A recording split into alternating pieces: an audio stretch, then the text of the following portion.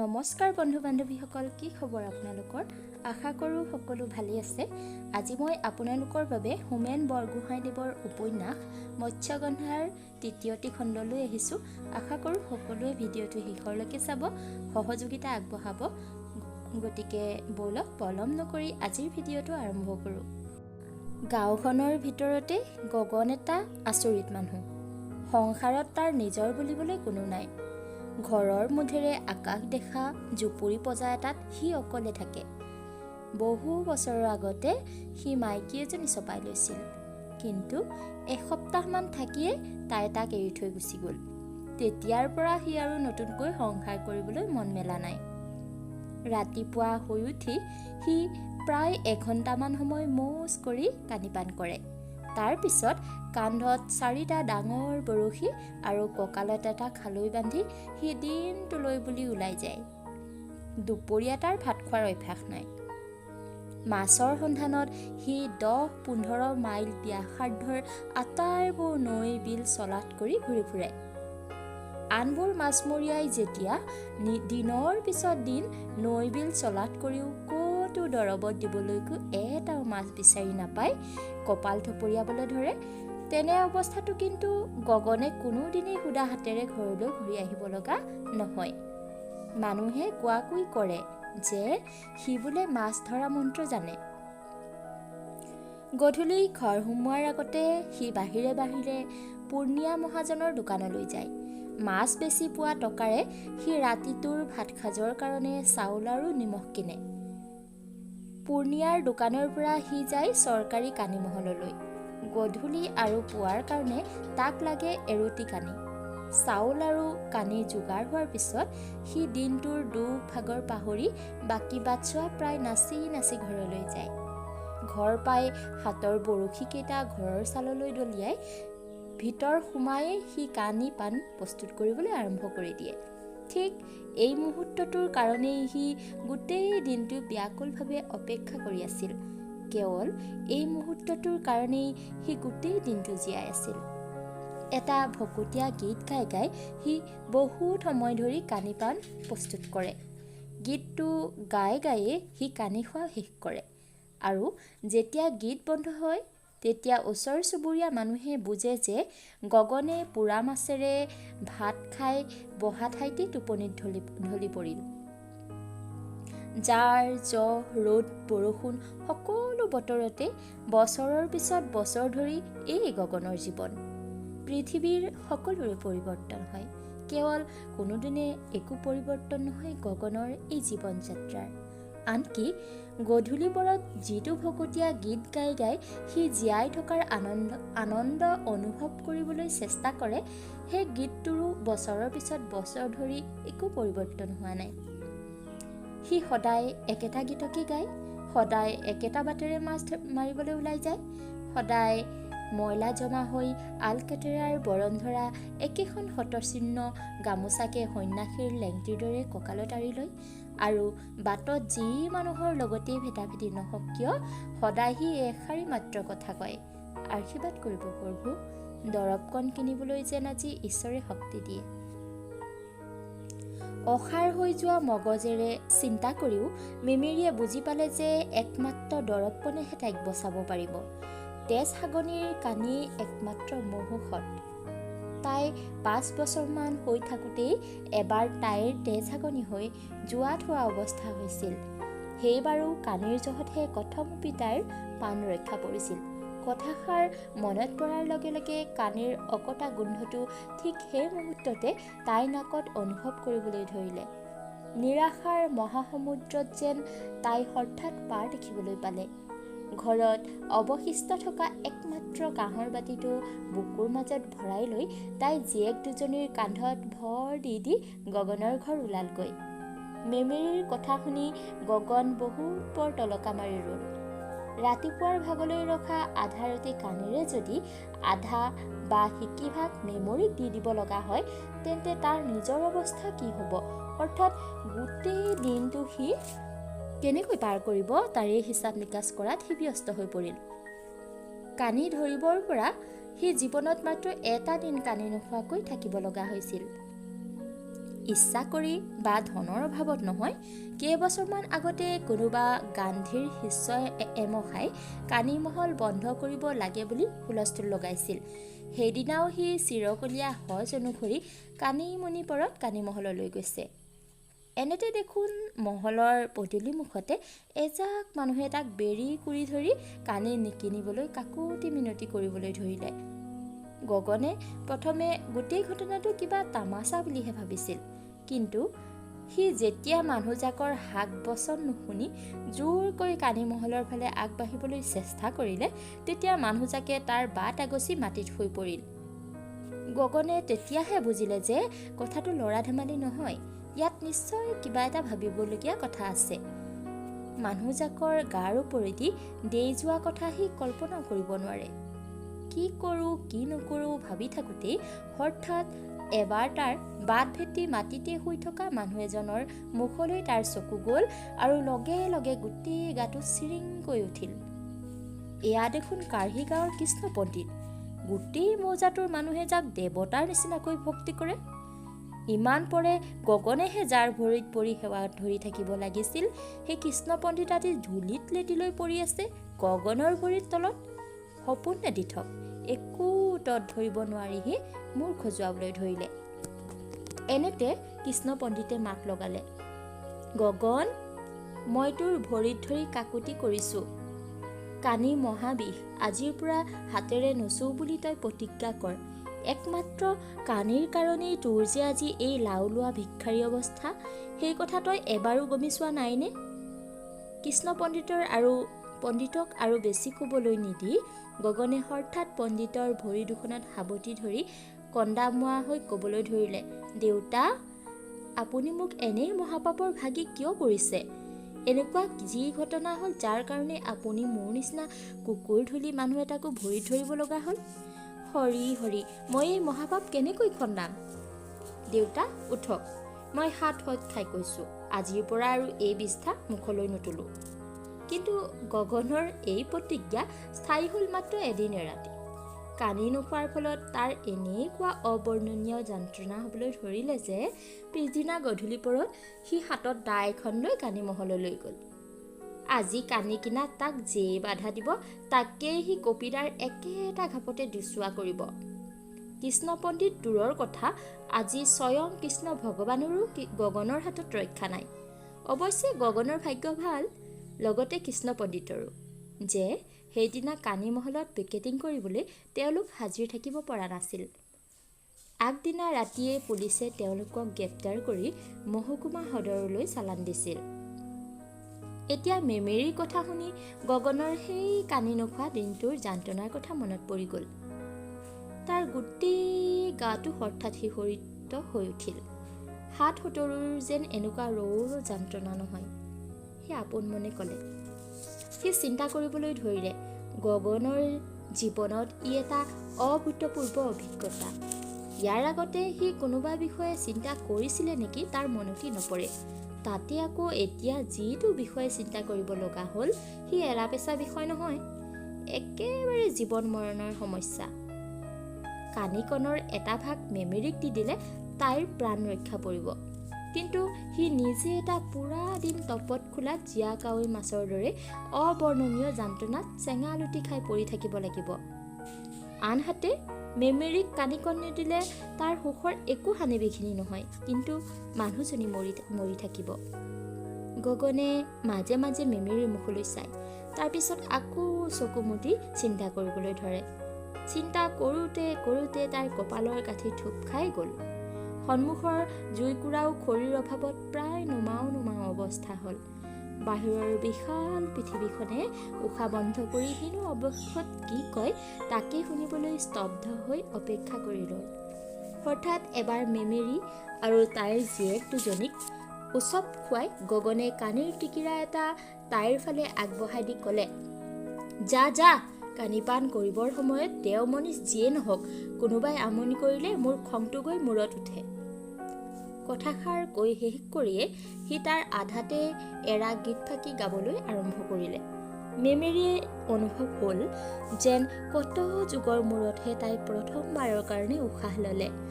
কৃতজ্ঞতাত গদগদ হৈ তাইক ক'বলৈ একো কথা বিচাৰি নাপাই গগনক উদ্দেশ্য কৰি এটা নমস্কাৰ কৰিলে। তাৰ পিছত বুকুৰ মাজৰ পৰা কাঁহৰ বাতিটো উলিয়াই তাই গগনৰ ভৰিৰ ওচৰত থলে। গগনে কিছু সময় একো বুজিবই পৰা নাছিল।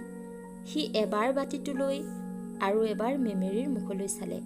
কথাটো যেতিয়া সি বুজি পালে, বাতিটো হাতত লৈ মেল খাই থকা দুৱাৰখনেদি বাহিৰৰ চোতাললৈ দলিয়াই দি ক'লে, মই তোক কেইবাৰ ক'ব লাগে অ'? দৈৱ বস্তুকণ গ্ৰহণ কৰিবৰ সময়ত এনেকৈ দিগদাৰীখন কৰি থাকিলে মোৰ নিজৰ মঙহ নিজে কামুৰি খাব মন যায়। এতিয়া বাহিৰ হ। ভকতীয়া গীত ফাঁকি সি ঠিক যিখিনিতে এৰিছিল, ঠিক সেইখিনিৰ পৰাই পুনৰ গাবলৈ আৰম্ভ কৰি দিলে। মাক মেমেৰীয়ে যি পৰিস্থিতিত কাণিত ধৰিছিল, ঠিক একেধৰণৰ পৰিস্থিতিতে কাণিত ধৰিবলৈ বাধ্য হৈছিল জীয়েক মেনকাও। দৰৱ হিচাপে আৰম্ভ কৰা কানি পিছলৈ এৰাব নোৱাৰা নিচাত পৰিণত হ'ল। গোটেই জিলাখনৰ ভিতৰত মেনকাহঁতৰ গাঁওখনি আটাইতকৈ দুখীয়া, কিন্তু কানিয়াৰ সংখ্যা সিহঁতৰ গাঁৱতে আটাইতকৈ বেছি। নিৰ্মম ভাগ্যৰ হাতত ঘূণীয়া হোৱা মানুহবোৰে কানিৰ জ্বালাত জীৱনৰ অসহ্য জ্বাল যন্ত্ৰণা পাহৰি থাকিবলৈ চেষ্টা কৰে। বাহনিখনৰ আন্ধাৰৰ পৰা শিয়াল এটা আহি মেনকাহঁতৰ চোতালত খন্তেক সময় ৰ'ল। ইমান পৰে নেবুকা চামোনৰ দৰে জঠৰ হৈ বহি থকা মেনকাই নিজৰ খং জাৰিবলৈ আকৌ যেন এটা সুযোগ পালে। পিৰালি চুকৰ শুকান কেঁচুমতা এলদা বুটলি লৈ শিয়ালটোৰ গালৈ দলি মাৰি দি তাই চিঞৰি উঠিল, ঐ কটা চোৱা চেলেকা নিধকৰ সঁচ, কাৰ ঘৰত হাঁহ পাৰ বিচাৰি আহিছ? যা যা, হৌ মৰিব নজনা বাঘৰ আগতেল খোৱাজনীৰ ঘৰত আজি কোনোবা নহয় কোনোবা এটা মৰিবই। তালৈ গ'লেহে পেট ভৰাই ভোজ খাবলৈ পাবি। শিয়াল বপুৰাইনো কেনেকৈ জানিব যে ৰাতি এপৰ যোৱালৈকে মেনকাই বিচনাত শুই নাথাকি শিয়াল খেদিবৰ কাৰণে পিৰালিত বুন্দাবৰ দি বহি থাকিব? মেনকাৰ ধমক খাই সি বিজুলী বেগেৰে আকৌ বাহনিৰ আন্ধাৰত অদৃশ্য হৈ গ'ল। কিন্তু কেৱল শিয়ালটোৱেই নহয়, ঠিক সেই সময়তে বাহনিত প্ৰৱেশ কৰা এজনী গাভৰু ছোৱালীয়েও কল্পনা কৰিব পৰা নাছিল যে মেনকাই সেই মাজৰাতিখন আকাশৰ তৰা লিখি পিৰালিত বহি আছে। মেনকাৰ ভগা কাহৰ নিচিনা কৰ্কশ মাতটো আচম্বিতে বন্দুকৰ গুলীৰ দৰে আহি তাইৰ কাণত পৰাত মুহূৰ্ততে ছোৱালীজনীয়ে বাহনিডৰাৰ মাজেৰে ওখ ঢাপটোৰ ফালে আগবাঢ়িছিল এজোপা গছৰ সন্ধানত। উদ্দেশ্য ডিঙিত চিপজৰি লগাই আত্মঘাতী হোৱা। কিন্তু মেনকাৰ মাতটো শুনাৰ লগে লগে তাই থমকি ৰ'ল। মেনকাই যিজনী মৰিব নজনা বাঘৰ আগতেল খোৱা মানুহৰ ঘৰলৈ গৈ মাংসৰ ভোজ খাবলৈ শিয়ালটোক ইংগিত দিছিল, তাই হ'ল মেনকাৰ বায়েক বেউলা। এবছৰ অগা পিছাকৈ বেউলা আৰু মেনকাৰ বিয়া হৈছিল। কৈৱৰ্ত গাঁৱৰ আটাইতকৈ ধনী মানী মানুহ দিগম্বৰৰ দুই পুত্ৰ জয়হৰি আৰু পূৰ্ণৰ লগত। দৈৰ্যধনে তেওঁৰ দুই ৰূপহী জীয়েকৰ কাৰণে কাছাৰীৰ নাজিৰ আৰু বাগিচাৰ মহুৰি জোৱাই পোৱাৰ যি সপোন দেখিছিল, সেই সপোন দিঠকত পৰিণত নহ'ল যদিও বেউলা আৰু মেনকাই কেৱল ৰূপৰ জোৰতে গাঁওখনৰ আটাইতকৈ ধনী মানুহঘৰৰ বোৱাৰী হ'বলৈ সমৰ্থ হ'ল। কিন্তু একে বাপেকৰ পুতেক হৈও জয়হৰি আৰু পূৰ্ণৰ স্বভাৱ আছিল পৰস্পৰ সম্পূৰ্ণ বিপৰীত। জয়হৰি আছিল সৎ, ধীৰ স্থিৰ আৰু কঠোৰ পৰিশ্ৰমী, আনহাতে পূৰ্ণ আছিল সুৰূপা, দায়িত্বহীন আৰু উচ্ছৃংখল। কৈৱৰ্ত গাঁৱৰ ডাল দৰিদ্ৰ মানুহখিনিৰ ভিতৰত দিগম্বৰে কেৱল অধ্যাৱসায় আৰু কঠোৰ পৰিশ্ৰমৰ যোগেদি কাৰো ওচৰত হাত নপতাকৈ দুবেলা দুমুঠি খাব পৰা যি অৱস্থা গঢ়ি তুলিছিল, জয়হৰিয়ে দিনে নিশাই পৰিশ্ৰম কৰিছিল সেই অৱস্থাটোক আৰু এখোপ ওপৰলৈ তুলি নিবলৈ। গাঁওখনৰ বেছিভাগ মানুহেই মাছ মৰা আৰু চহকী খেতিয়কৰ ঘৰত মৰকীয়াকৈ হাল বোৱাৰ বাহিৰে আন একো কথা চিন্তা নকৰে। কিন্তু দিগম্বৰে ওচৰ চুবুৰীয়া মহকুলি আৰু কাঢ়ি গাঁৱৰ খেতিয়কবোৰক অনুসৰণ কৰি চাপৰিৰ অটব্য হাবি ভাঙি মাহ, সৰিয়হ আৰু কুঁহিয়াৰৰ খেতি কৰিছিল। হাতলৈ অলপ ধন অহাৰ পিছত দুজনীমান ম'হ কিনি গাখীৰৰ ব্যৱসায়ো আৰম্ভ কৰিছিল। অৱস্থা সামান্য সচ্ছল হ'বৰ দিন ধৰি দিগম্বৰে দিনে ৰাতি একেটা মাত্ৰ স্বপ্ন দেখিছিল। স্বপ্নটো আছিল তেওঁৰ দুই পুতেকে মহহুলি গাঁৱৰ থকা মজলীয়া স্কুলখন পাছ কৰি এটা হ'ব পাঠশালাৰ পণ্ডিত আৰু আনটো হ'ব মণ্ডল। যি সময়ত কৈৱৰ্ত গাঁওখনত এটা মাত্ৰ মানুহে কটোৰ কেইটা চুক চিনি নাপাইছিল, তেনে এটা সময়ত দিগম্বৰে পুতেক দুটাক পণ্ডিত আৰু মণ্ডল কৰাৰ স্বপ্ন দেখি প্ৰমাণ কৰিছিল যে তেওঁ আছিল অলপ বেলেগ ধাতুৰে গঢ়া মানুহ। দুই পুতেকক তেওঁ প্ৰায়ে কৈছিল যে তেওঁলোকৰ বংশৰ এজন পূৰ্বপুৰুষ মোৱামৰীয়া বিদ্ৰোহৰ সময়ত এজন বৰ ডাঙৰ বীৰ বুলি প্ৰমাণিত হৈছিল। এখন যুদ্ধত বোলে তেওঁ অকলেই চকৰি আহোম সেনাক উচুকতা দিছিল। সেই তৰোৱালখন এতিয়াও তেওঁলোকৰ ঘৰৰ ভেটিৰ তলিত পুতি থোৱা আছে। পূৰ্বপুৰুষৰ এই গৌৰৱ কাহিনী কৈ তেওঁ দুই পুতেকক সদায় এই বুলি সকীয়াই আছিল যে সিহঁত দুয়োটাই গাঁওখনৰ আন কোনেও কৰিব নোৱাৰা কাম এটা কৰিব লাগিব আৰু তেওঁলোকৰ পূৰ্বপুৰুষৰ নাম ৰাখিব লাগিব। এই স্বপ্ন বুকুত বান্ধি তেওঁ এদিন দুই পুতেকক মহগুলি গাঁৱৰ চৰকাৰী মজলীয়া স্কুলত নাম লগাবলৈ লৈ গ'ল। মজলীয়া স্কুলৰ হেড পণ্ডিত ভূধৰ শৰ্মাই দিগম্বৰক তেওঁৰ অফিচত দেখি প্ৰথমে ভূত দেখাৰ দৰে কৰিলে। একমাত্ৰ মাছ কিনা কিম্বা মৰকীয়া শালৰ বন্দবস্ত কৰাৰ বাহিৰে কৈৱৰ্ত গাঁৱৰ মানুহৰ লগত ভূধৰ শৰ্মাৰ নিচিনা মানুহৰ আন কোনো ধৰণৰ কথা বৰ্তাৰ সম্পৰ্ক নাই। বাটত কেতিয়াবা ভেটাভেটি হ'লেও কৈৱৰ্ত মানুহবোৰে ভূধৰ শৰ্মাহঁতৰ প্ৰতি সন্মান দেখুৱাই একাষৰীয়া হৈ তেওঁলোকক বাট এৰি দিয়ে। ভূধৰ শৰ্মাহঁতেও কৈৱৰ্তৰ ফালে এবাৰো ভ্ৰক্ষেপ পৰ্যন্ত নকৰি নিজ বাটত আগবাঢ়ে। ওচৰা ওচৰি দুখন গাঁৱত বাস কৰিও আচলতে ভূধৰ শৰ্মা আৰু দিগম্বৰ কৈৱৰ্তহঁতে দুখন বেলেগ জগতত বাস কৰে।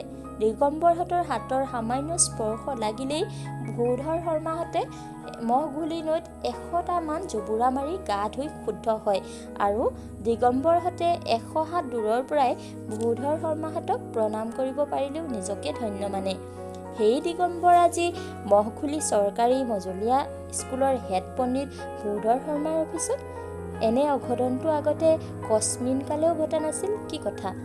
খন্তেক পিছতে ভূধৰ শৰ্মাই যেতিয়া দিগম্বৰৰ আগমনৰ উদ্দেশ্য জানিব পাৰিলে, তেওঁৰ ব্ৰহ্মতেজ ওপৰলৈ উজাই গৈ একেচাতে ব্ৰহ্মতালত খুন্দা মাৰিলে।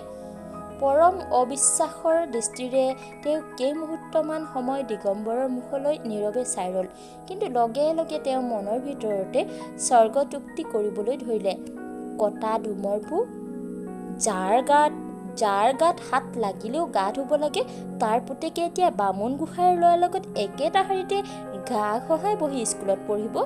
মাছ মাৰিবলৈ এৰি এতিয়া সি চকীত বহি ঠেং জোকৰা বাবু হ'ব। কিন্তু ভূধৰ শৰ্মাই মনৰ ভিতৰতে যিমানেই গুজৰি গুমৰি নাথাকক কিয় মহাৰাণীৰ ৰাজত্বত এইবোৰ কথা মুখ ফুটাই কোৱাৰ উপায় নাই। অগ্নিদৃষ্টিৰে দিগম্বৰলৈ চাই তেওঁ মনে মনে তেওঁক নানা অভিশাপ দি ভূধৰ শৰ্মাৰ জয়হৰি আৰু পূৰ্ণক শ্ৰেণীৰ ছাত্ৰ হিচাপে ভৰ্তি কৰি ল'লে। ভূধৰ শৰ্মাৰ অগ্নিদৃষ্টিলৈ ভূক্ষেপ নকৰি দিগম্বৰে মনে মনে গোসাঁই ঈশ্বৰলৈ 100 বাৰমান প্ৰমাণ জনালে আৰু এনেই চকু দুটা মোহৰাৰ চলৰে চুৰিয়াৰ আগেৰে চকুৰ কোণত জমা হোৱা আনন্দাশ্ৰুখিনি মচিবলৈ ধৰিলে।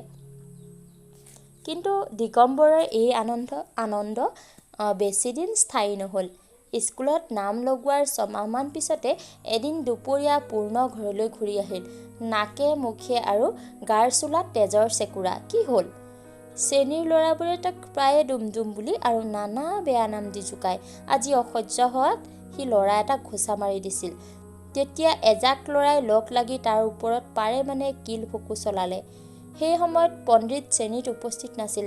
পণ্ডিত অহাত গোটেই ল'ৰাজাকে তাৰ বিৰুদ্ধে গোচৰ দিলে। পণ্ডিতে একো বিচাৰ নকৰাকৈ তাকহে বেঞ্চৰ ওপৰত আঁঠু কাঢ়ি থাকিবলৈ হুকুম দিলে। সি পণ্ডিতৰ হুকুম নুশুনি একে জাপিয়াই আহি ঘৰ পাইছেহি। আজিৰ পৰা আৰু সি স্কুললৈ নাযায়। স্কুল ছুটিৰ পিছত জয়হৰি ঘৰলৈ আহি ভায়েকৰ কথাকে সঁচা বুলি সমৰ্থন কৰিলে। ল'ৰাবোৰে অৱশ্যে মাজে মাজে তাকো জোকায়, কিন্তু সি নুশুনাৰ ভাও জুৰি থাকে। আনহাতে ভায়েক পূৰ্ণই সামান্য অজুহাততে যুঁজিবলৈ ফেপেৰি পাতি থাকে। সি যি কি নহওক কৰ শ্ৰেণীত 6 মাহমান পঢ়ি কৰ চুককেইটা ভালকৈ চিনি নোপোৱাকৈ পূৰ্ণৰ শিক্ষা জীৱন সাং হ'ল।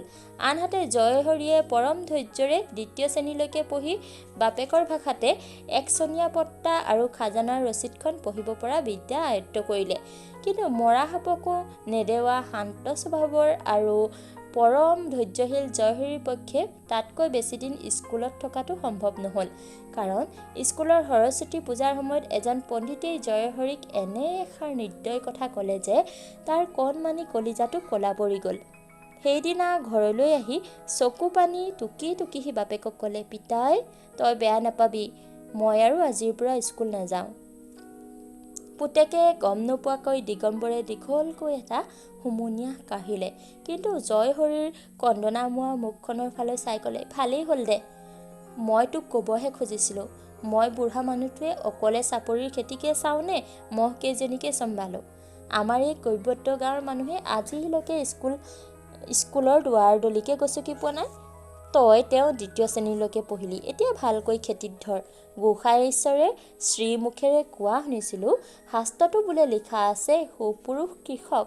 পিছে এটা কাম কৰিব লাগিব জয়হৰী, মোৰ মনত বৰ আশা আছিল যে ভনীয়েৰকো মই খুলি নতুনকৈ হোৱা বালিকা স্কুলখনত নাম লগাই দি তাইকো ক খ ম কেইটা পঢ়িব পৰা কৰিম। কিজানি ভেকুলীৰ পিঠিতো নোম গজেই। গোসাঁই ঈশ্বৰৰ আশীৰ্বাদ হ'লে কিজানি তাইলৈ দক্ষিণ পাৰৰ কেৰাণী মহৰী ল'ৰা এটা জোৱাই হিচাপে পাওঁৱেই। দেখাততো তাই বামুণ গোসাঁইৰ জীয়েকতকৈ কোনো গুণে পৰিমৰা নহয়। পিছে মাহৰ মাৰ দেখি তিলে খোৱা নাই। তই এটা কাম কৰিবি, আজৰিপৰত তই কমলাক আখৰকেইটাকে লিখিবলৈ আৰু পঢ়িবলৈ শিকাবি। কথাষাৰ দিগম্বৰে অলপো বঢ়াই কোৱা নাছিল। তাইৰ দেৱী প্ৰতিমাৰ নিচিনা মুখখন দেখি বাটৰ বাটৰুৱাও থৰ লাগি একেৰাহে চাই গৈছিল। দা ডাঙৰীয়াৰ ঘৰত উপজিব লগা ছোৱালী কি বিচাৰতনো দৰিদ্ৰ মাছমৰীয়াৰ ঘৰত উপজিল বুলি সকলোৱে নিজকে প্ৰশ্ন কৰিছিল। এনেই বাপেক মাকৰ আদৰুৱা পেটমোচা যি, তাতে আকৌ জ্ঞান হ'বৰ দিন ধৰি কমলাই সকলোৰে মুখত শুনি আহিছে তাইৰ ৰূপৰ প্ৰশংসা। ফলত খুব সৰুৰ পৰাই তাই অহংকাৰী আৰু আত্মসচেতন হৈ উঠিছিল। দিগম্বৰে সকলো সময়তে নিজৰ ল'ৰা ছোৱালীকেইটাক অতীত বংশগৌৰৱৰ বিষয়ে সচেতন কৰি ৰাখিবলৈ কৰা চেষ্টায়ো কমলাৰ অহংকাৰ দুগুণে বঢ়াই তুলিছিল। তাই গাঁৱৰ আন ল'ৰা ছোৱালীৰ লগত কেতিয়াও পাণ খুলি মিলা মিছা নকৰিছিল আৰু নানা দিবা স্বপ্ন দেখি অকলেই সময় কটাবলৈ তাই বেছি ভাল পাইছিল। জয়হৰীয়ে 4 বছৰত স্কুলত যিখিনি শিকিছিল কমলাই 4 মাহতে সেইখিনি শিকি শেষ কৰিলে। আন ছোৱালীয়ে যেনেকৈ মাক বাপেকক গহনা গাঁঠৰি বা কাপোৰ কাৰণে আবদাৰ কৰে, কমলাই তেনেকৈ নতুন নতুন কিতাপৰ কাৰণে বাপেকক আবদাৰ কৰিবলৈ ধৰিলে। বাপেক জীয়েকৰ মাজত এটা নতুন মধুৰ খেলা আৰম্ভ হ'ল। কিছুদিন পিছতে দিগম্বৰে মেমেৰীৰ ডাঙৰজনী জীয়েক বেউলাক জয়হৰীলৈ বিয়া কৰাই আনিলে। গাঁওখনৰ ভিতৰতে বেউলা আটাইতকৈ দেখনীয়াৰ ছোৱালী। তদুপৰি সিহঁতৰ ঘৰখন এতিয়া ৰণত পৰি কলীয়া হ'ল, তেল নাইকিয়া ফপৰীয়া হ'ল। যদিও এই কথাষাৰটো পাহৰিব নোৱাৰি যে দৈৰ্যধন জীয়াই থকালৈকে সিহঁতো আছিল গাঁওখনৰ ভিতৰতে এঘৰ আগশাৰীত ঠাই পোৱা মানুহ। দিগম্বৰহঁতৰ ঘৰখনৰ লগত একে শাৰীতে বহিবৰ যোগ্য।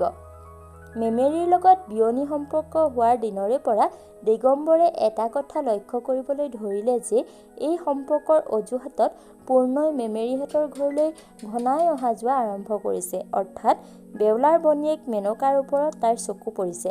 দিগম্বৰে এই বুলিও সন্দেহ কৰিবলৈ বহুত প্ৰমাণ বিচাৰি পালে যে মেমেৰীয়েও নানা কৌশল কৰি মেনকাৰ লগত ঘনিষ্ঠ হ'বলৈ পূৰ্ণক উৎসাহ যোগাইছে। গাঁওখনৰ আটাইতকৈ ধনী মানুহ ঘৰতে দুয়োজনী ছোৱালীক বোৱাৰী হিচাপে গতাবলৈ পালে যে মেমৰীয়ে সকলো চিন্তাৰ ওৰ পৰে। ইয়াৰ পিছত তাই শান্তিৰে মৰিব পাৰে সেই বিষয়ে কোনো সন্দেহ নাই। গতিকে তাই পূৰ্ণ আৰু মেনকাৰ মিলন ঘটাবলৈ চেষ্টা কৰাৰ অস্বাভাৱিক বা আপত্তিজনক একো নাই। কিন্তু দিগম্বৰে নিজৰ পুতেক পূৰ্ণৰ স্বভাৱ ভালকৈ জানে। সি কেতিয়া কি কেলেংকাৰী কৰি পলাই তাৰ একো ঠিক নাই।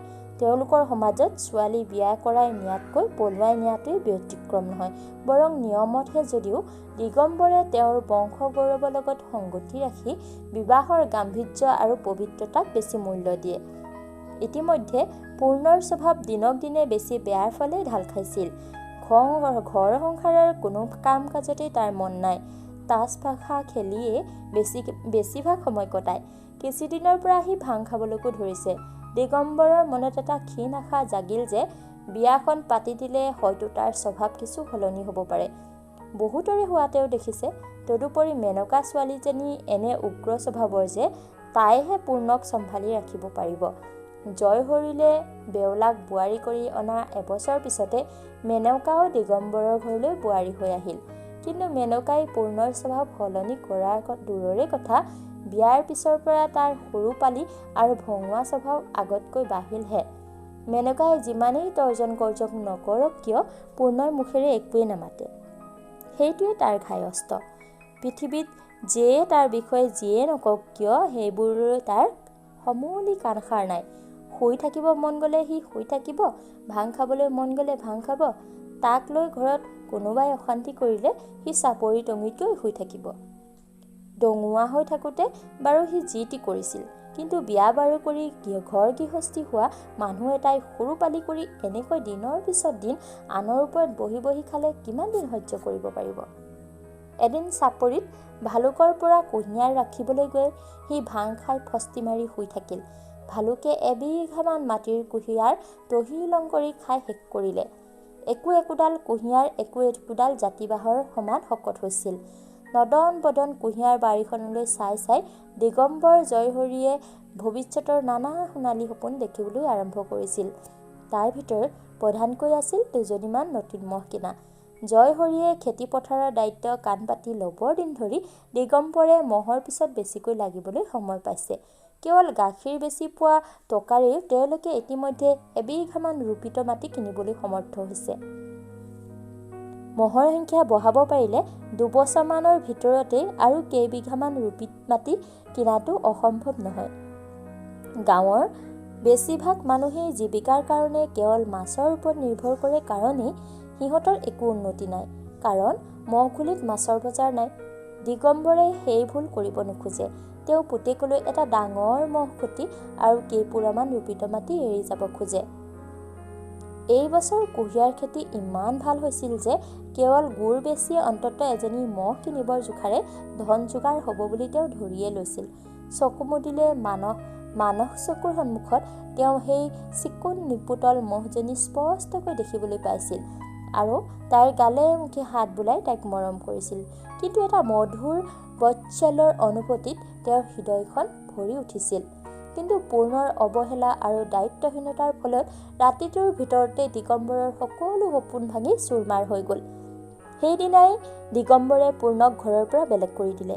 বহুদিন ধৈৰ্য ধৰি থাকি তেওঁ অৱশেষত বুজিলে যে নিজৰ সুকীয়া ঘৰ গৃহস্থালী নোহোৱালৈকে তাৰ স্বভাৱৰ সলনি হোৱা কোনো আশা নাই। মেনকাই যে গিৰিয়েকৰ চাল চলন ভাল চকুৰে চাইছিল বা তাক সমৰ্থন কৰিছিল সেই কথা নহয়, কিন্তু সেই বুলি শহুৰেকে যে আচম্বিতে সিহঁতক এনেকৈ ঘৰৰ পৰা বাহিৰ কৰি দিব সেই কথা তাই সমূলি কল্পনা কৰা নাছিল। দিগম্বৰৰ জয় জয় ময় সংসাৰখনত বোৱাৰী হৈ থাকি তাই গাঁওখনৰ ভিতৰতে এটা বিশেষ মৰ্যাদা লাভ কৰিছিল। মুহূৰ্ততে সি ধূলিচাত হৈ গ'ল। আজিৰ পৰা তাইৰ একমাত্ৰ পৰিচয় ভঙুৱা আৰু ধুদৰ পচলা পূৰ্ণৰ ঘৈণীয়েক বুলি। কিহৰ পৰা কি হ'বলৈ পালে সেইবোৰ কথাকে আপোন মনে ভাবি ভাবি অৱশেষত এই সিদ্ধান্ত কৰিলে যে যত কুটৰ মূল হ'ল তাইৰ আপোন বায়েক বেউলাই।